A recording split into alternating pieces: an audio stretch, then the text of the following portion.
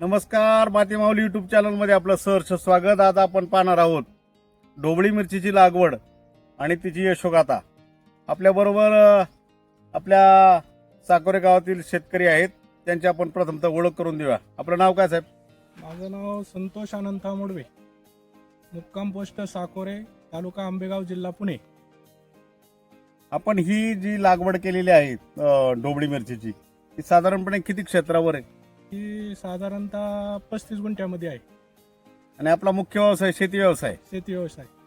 आणि आपल्याला ही ढोबळी मिरची लावण्याची प्रेरणा कुठून मिळाली? मला ढोबळी लावण्याची प्रेरणा भजबळकर टेक्नॉलॉजीकडून मिळाली आहे. भुजबळकर टेक्नॉलॉजी मधून यांनी मार्गदर्शन घेतलेलं आहे आणि त्यानुसार यांनी ढोबळीची लागवड केलेली आहे. ढोबळी लागवड करत असताना ज्या अडचणी येतात, मला वाटतं आपण पहिल्यांदी एक ओपन प्लॉट ढोबळीचा काढला, त्याचे अनुभव कसे आहेत? ओपन प्लॉट मध्ये ट्रिपचा अटॅक जास्त राहतो. ट्रिप्सचा अटॅक जास्त राहतो. आणि या शेडनेट मध्ये ट्रिपचा अटॅक कमी राहतो. शेडनेट मध्ये त्याला पोषक वातावरण असतं.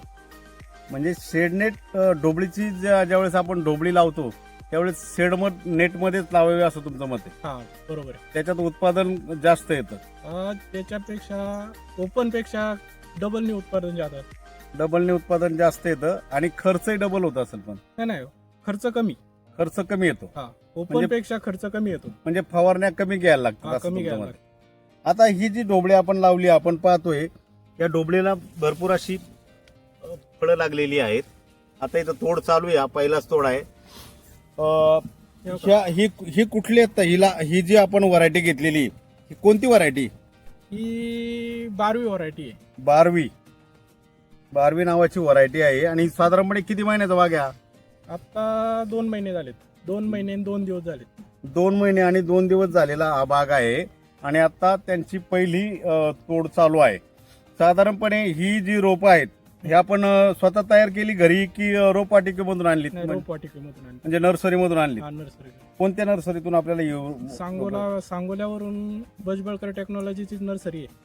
भजबळकर टेक्नॉलॉजीची नर्सरी आहे आणि त्याच्या माध्यमातून यांना ही रोपं, आपण ह्या रोपाला किती रेट लागला होता? म्हणजे एक रोप यायला? एक रोप ₹1.90. आणि त्याचा ट्रान्सपोर्ट खर्च पण लागला असं आपल्याला? लांब ट्रान्सपोर्ट नाही, ते पोच करतायत. ₹1.90 त्यांना हे रोप मिळालेलं आहे. आणि 2 महिन्याचे साधारणतः 2 फुटापर्यंत याची उंची झालेली आहे. याचा एकूण खर्च किती झालाय तुम्हाला? ह्या 35 गुंठे तुम्ही मला बोलले, बरोबर ना? 35 गुंठ्याला एकूण खर्च किती झालाय? याला एकूण खर्च जवळजवळ ₹2.5 लाख झाला आतापर्यंत. ₹2.5 लाख खर्च झालेला आहे. आणि तुम्हाला काय वाटतं याच्यामधून तुम्हाला किती उत्पादन मिळेल साधारण? याच्यामधून आम्हाला माझी अपेक्षा नाही, याची कमीत कमी उत्पन्न याचं 70 टन उत्पन्न निघालं पाहिजे. अच्छा. 70 टन निघाल्यानंतर आहे का कमीत कमी 10-15 लाख रुपये याची होतील असा आपला अंदाज आहे. 10-15 रुपये रेट राहिला तरी 10-15 लाख रुपये होतील. म्हणजे ₹40 सरासरी जरी आपल्याला किलो माग रेट मिळाला, भाव मिळाला, तर आपले साधारण 15 ते 17 लाख रुपयाच्या आसपास याचा आपल्याला बेनिफिट होईल, म्हणजे नफा होईल. आणि तो ₹2.5 लाख जरी त्याचा खर्च पकडला तरी 12 ते 13 लाख रुपये 35 गुंठ्यामध्ये पुढच्या 2-3 महिन्यामध्ये आपल्याला 3 महिन्याचं पीक, 4 महिन्याचं पीक आहे, 6 महिने 6 महिने चालतंय पीक. शेडनेट मध्ये असल्यामुळे 6 महिने चालतं. तसं ओपनला 4 महिने चालतं. शेडनेट मध्ये असल्यामुळं हे पीक 6 महिने चालणार आहे. आणि 70 टनाचे अपेक्षित उत्पादन आहे. आणि हे उत्पादन झाल्यानंतर आपण आता नांदूरमध्ये उभे होता. नांदूर तालुका आंबेगाव, जिल्हा पुणे, इथं हा प्लॉट आहे. यांनी हे भाड्याने घेतलेलं शेडनेट आहे. यांनी पहिल्यांदा जो हे केला प्रयोग, तो आपल्या ओपन प्लॉटवर केला होता. त्याच्यानंतर त्यांनी मार्गदर्शन घेतल्यानंतर त्यांनी असा निर्णय घेतलाय की आपण शेडनेटमध्ये हा प्रयोग करूयात. पण आता हे जे उत्पादन झालं, समजा 70 टन उत्पादन होतंय, तर आपल्या जवळ कोणती मार्केट आहे का अशी की तिथं आपण हा विकू शकतो? मंचर बाजारपेठ आहे ना, कृषी उत्पन्न बाजारपेठ मंचर. कृषी उत्पन्न बाजारपेठ मंचर, इथं आपल्याला योग्य भाव मिळेल असं वाटतं. म्हणजे मुंबई पुण्याला ही पाठवायची गरज नाही. गरज नाही.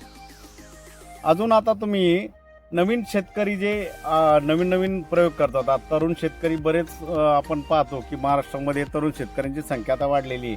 शेतीकडे तरुण वळायला लागलेला आहे, कारण नोकऱ्या व्यवसाय नाहीत. म्हणून शेतीकडे व्यवसाय दृष्टिकोनातून पाहून शेती करणारा तरुण आहे, तर त्यांना काय सल्ला द्याल की आपण काय केलं पाहिजे? हे कमीत कमी आता आहे ना, ओपनचं काम राहिलेलं नाही. शेती करणे हा ओपनचा धंदा राहिलाच नाही. वातावरणाच्या बदलामुळे वातावरणामुळं पण म्हणा किंवा शेती पण साथ देत नाही ओपनला. ओपन प्लॉट मध्ये आपल्याला शेती पण साथ अपेक्षित देत नाही. उत्पादन मिळत नाही. खर्च खूप होतो. खर्च 4 पटीने खर्च होतोय. तसं याच्यात खर्च आहे ना, एक पटच आपल्या या ओपन पेक्षा 1 पटीनेच खर्च आहे. म्हणजे तुमचं असं मत आहे की तरुणांनी शेडनेट किंवा पॉली हाऊस याच्याकडे तयार केली पाहिजे आणि त्याच्यात कुठल्याही फळभाज्या घ्या, त्याच्यामध्ये हा. उत्पादित केल्या पाहिजेत. फुलं घेतली तरी चालतील, हा, फळभाज्या घेतल्या तरी चालतील. खर्च कमी आणि उत्पादन जास्त असा हा शेडनेटचा फायदा आहे. आणि महाराष्ट्रातील सर्वच शेतकऱ्यांना माझी विनंती आहे, जे तरुण शेतकरी आहेत त्यांनी निश्चितपणाने या यशोगाथेमधून काहीतरी शिकलं पाहिजे आणि आपण असे नवनवीन प्रयोग केले पाहिजेत. आपला माती माऊली यूट्यूब चॅनलचा हाच उद्देश आहे की जे शेतकरी आहेत, जे आपल्या शेतकरी कुटुंबामधून काहीतरी नवीन प्रयोग करतात, ते नवीन प्रयोग आपण यूट्यूबच्या माध्यमातून सर्व जगाला दाखवण्याचा प्रयत्न करत आहोत. असेच आपण आपल्या शेतकरी कुटुंबातील काही व्यावसायिक आहेत त्यांच्याही यापुढच्या काळामध्ये यशोगाथा आपण दाखवणार आहोत. ही जी मिरचीचा प्लॉट आहे, त्यांनी आम्हाला भेटल्यानंतर, आमची चर्चा झाल्यानंतर आपण ज्यावेळेस या प्लॉटमध्ये आलो तर अगदी समाधान वाटेल असं उत्पादन या प्लॉटमध्ये घेतलेलं आहे. धन्यवाद. आपण हा संपूर्ण व्हिडिओ पाहावा अशी मी माती माऊली यूट्यूब चॅनलच्या वतीनं आपल्याला विनंती करतो. आणि चॅनलवर नवीन असाल तर चॅनलला सबस्क्राईब करा. व्हिडिओ आवडला तर आणखी जास्तीत जास्त शेतकऱ्यांपर्यंत शेअर करा. धन्यवाद.